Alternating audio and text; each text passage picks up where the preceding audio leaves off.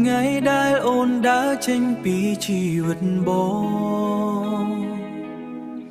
មេឃក៏ងងឹតដូចចិត្តប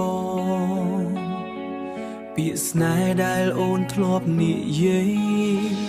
ឥឡូវសល់តែស្នាមឈឺចាប់ក្នុងចិត្តបងនៅតែសួរខ្លួនឯងរៀងរាល់ថ្ងៃ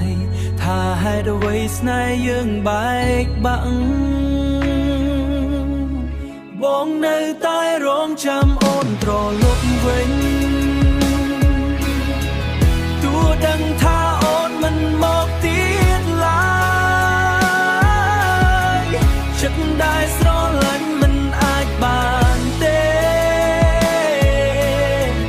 ទួងពេលវេលាឆ្លងកាត់យូរប៉ុណ្ណាបងនៅតែសាររូបអូនក្នុងចិត្ត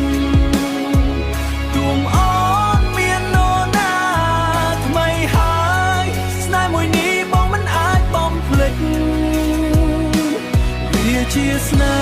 មដែលនៅជាមួយបងរហូតរូបថតចាប់ចាំងនឹងនៅលើទូរស័ព្ទបងមិនហ៊ានលុបទេទូរស័ព្ទមីបងមិនហ៊ានលុបទេអូនដឹងទេពេលយប់យកប្រាបងនៅពេលយប់ស្ងាត់បងនៅតែគិតអំពីអនុស្សាវរីយ៍ដែលធ្លាប់មានបងនៅតែរងចាំអូនត្រឡប់វិញទោះដឹងថាអូនមិនមកទៀតឡើ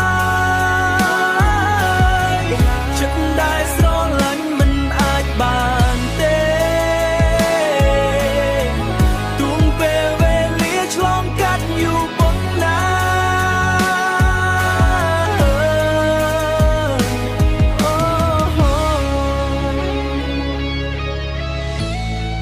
ថ្ងៃណាមកនឹកឃើញបងសូមត្រឡប់មកកន្លែងដើមបងនៅទីនេះមិនដែលទៅណានៅតែស្រឡាញ់អូនដដែលបងនៅតែរងចាំអូនត្រឡប់វិញ